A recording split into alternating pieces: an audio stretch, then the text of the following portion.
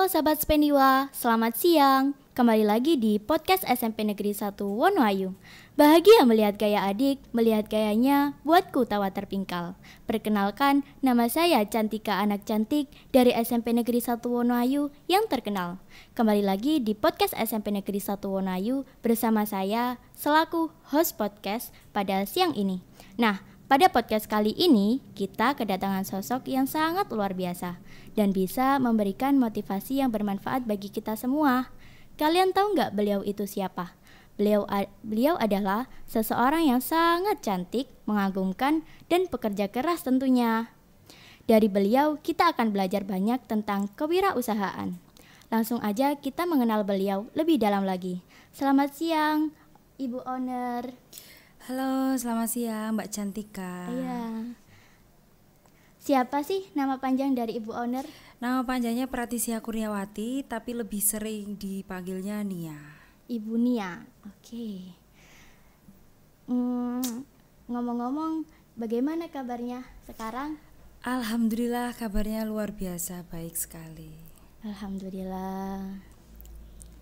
Ternyata namanya secantik orangnya ya. Anjay. Mohon izin ya Bu untuk berbincang-bincang pada Siap. siang ini. Dikenal sebagai penjual tas grosir.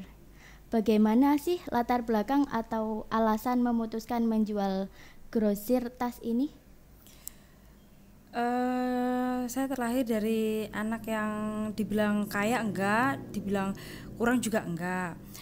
Bapak dulu seorang pegawai pabrik, ibu rumah tangga. Iya.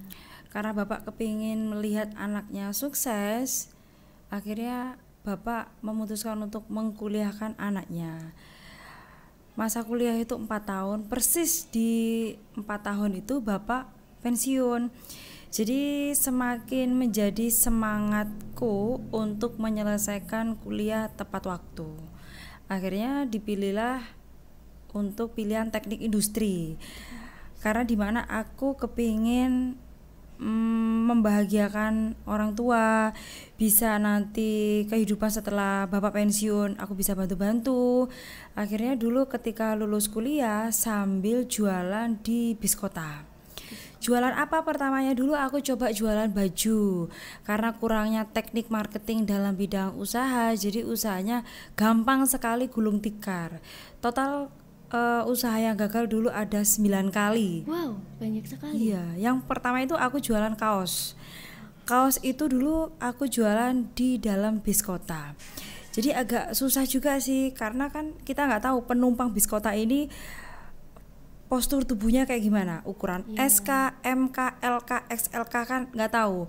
Akhirnya karena aku kurangnya manajemen marketing di bidang bisnis, akhirnya kaosnya juga nggak berjalan lama. Gulung tikar, tapi juga nggak mematahkan semangatku untuk lanjut lagi coba usaha, yaitu powerbank. Powerbank juga begitu, aku gulung tikar.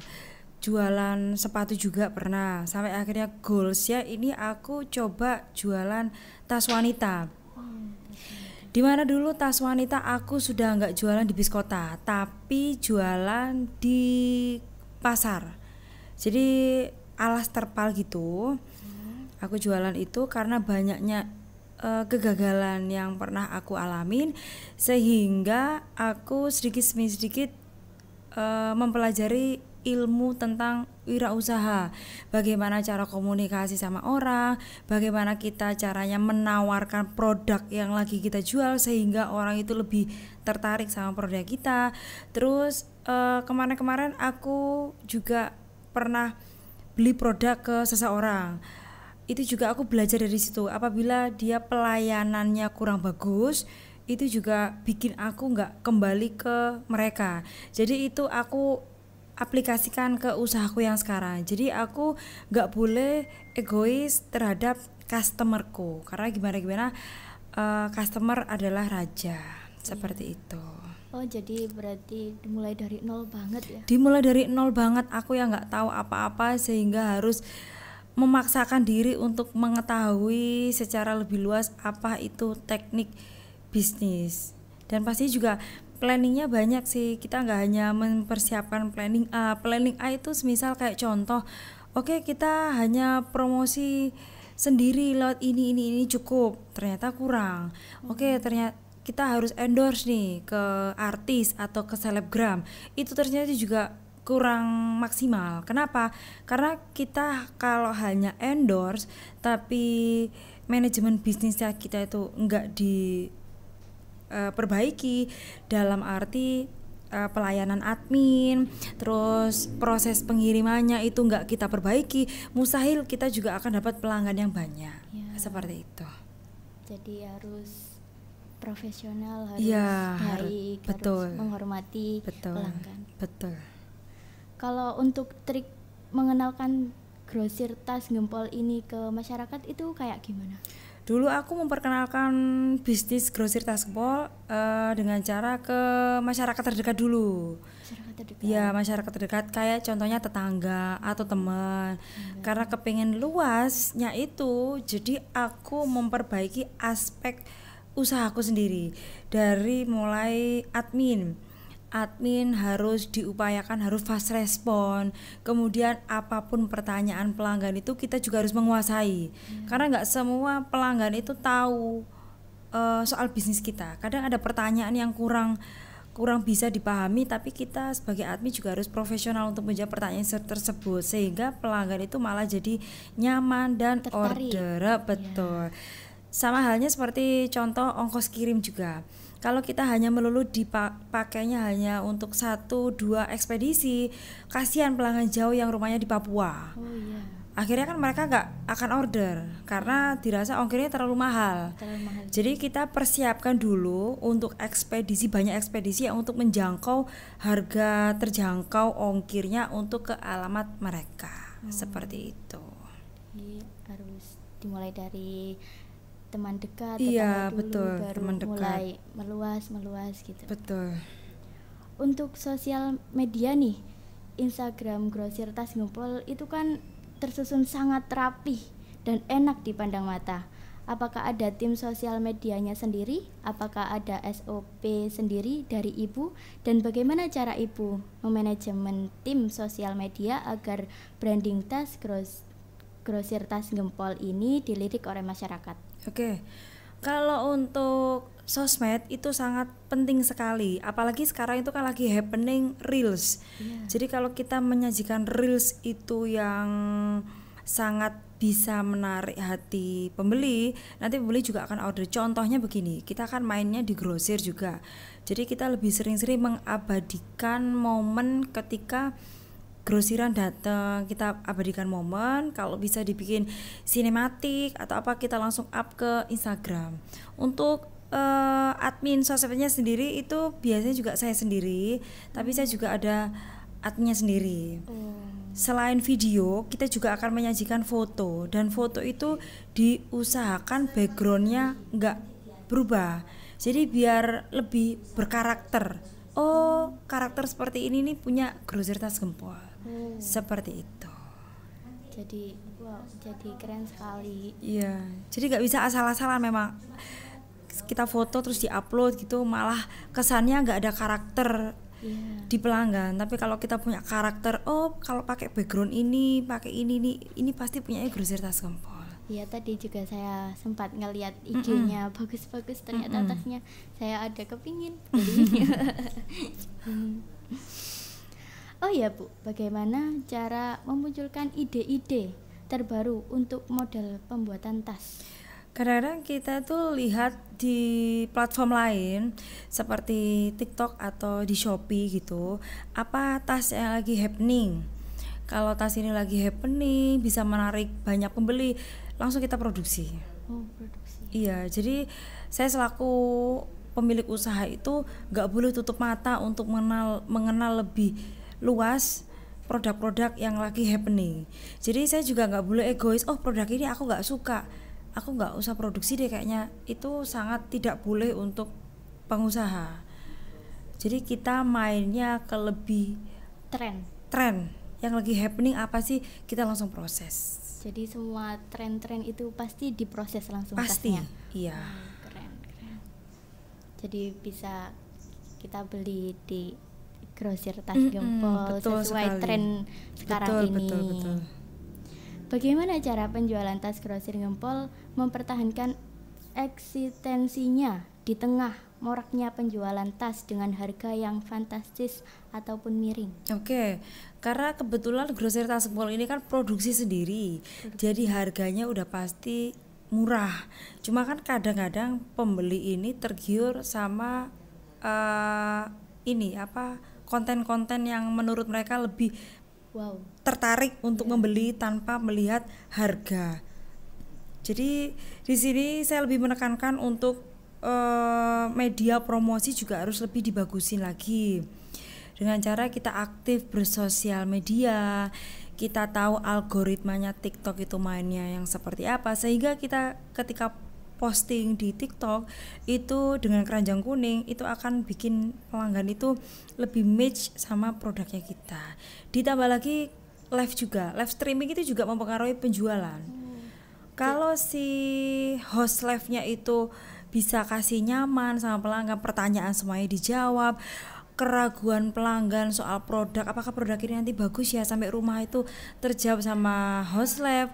Terus kemudian untuk soal ongkos kirim ini, kadang-kadang ada yang typing, "Kak, ongkos kirimnya kok mahal sekali, ini gimana?" Itu tugasnya host live untuk meyakinkan pelanggan bahwa ketika kamu order produk di sini, semua ketakutanmu itu akan enggak akan terjadi, karena dari segi ongkos kirim udah pasti murah. Dari segi kualitas barang yang kita spill sampainya ke pelanggan juga pasti sesuai, seperti itu. Kemudian keamanan pengiriman juga. Jadi kita tuh kalau kirim kita lapisin bubble wrap dulu baru kita packing. Jadi sampai pelanggan juga insya Allah gak akan melewat gitu.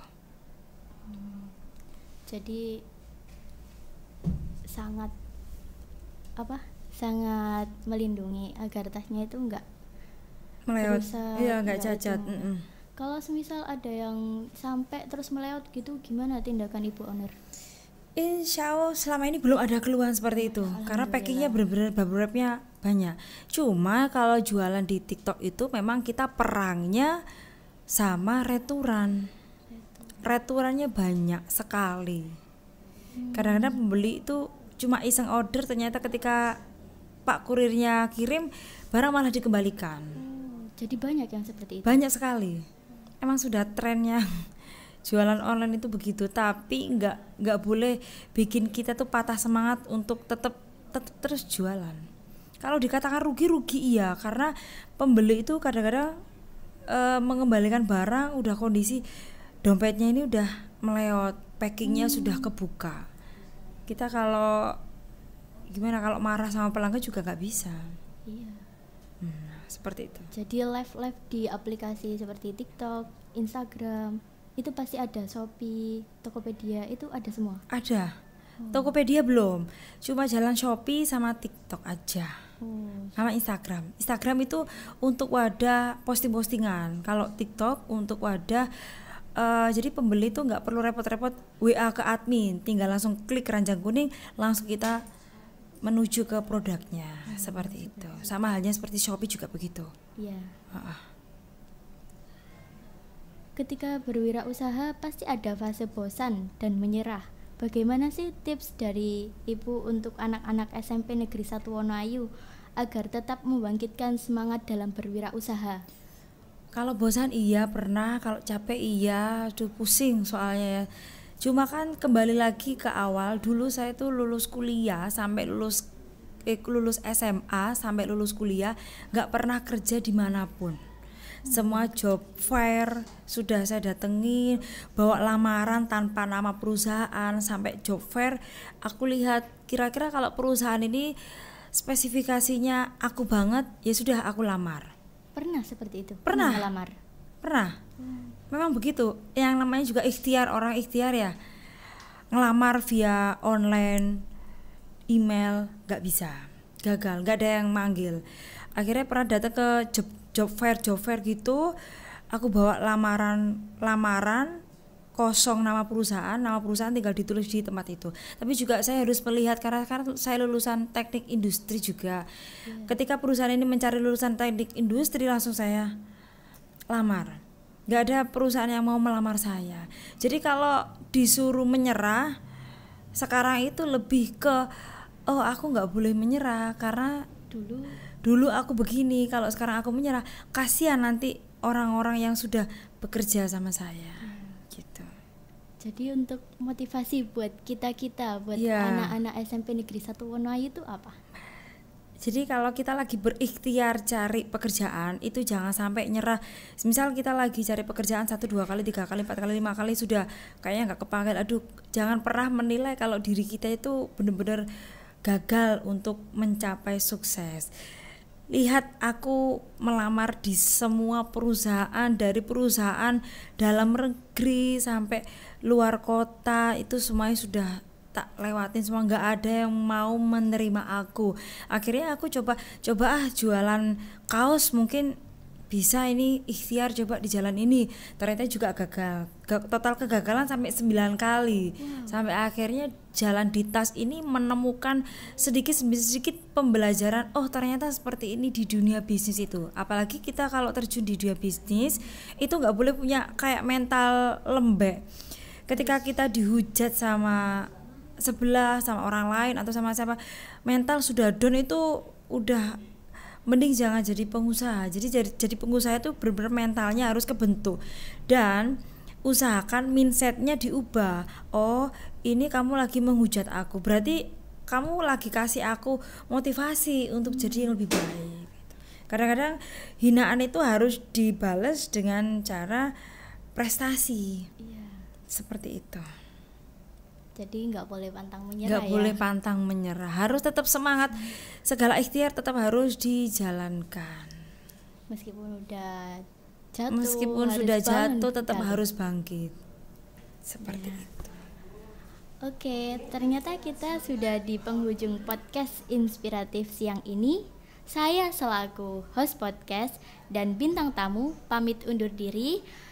Sampai jumpa di podcast selanjutnya. Wassalamualaikum warahmatullahi wabarakatuh. Waalaikumsalam warahmatullahi wabarakatuh.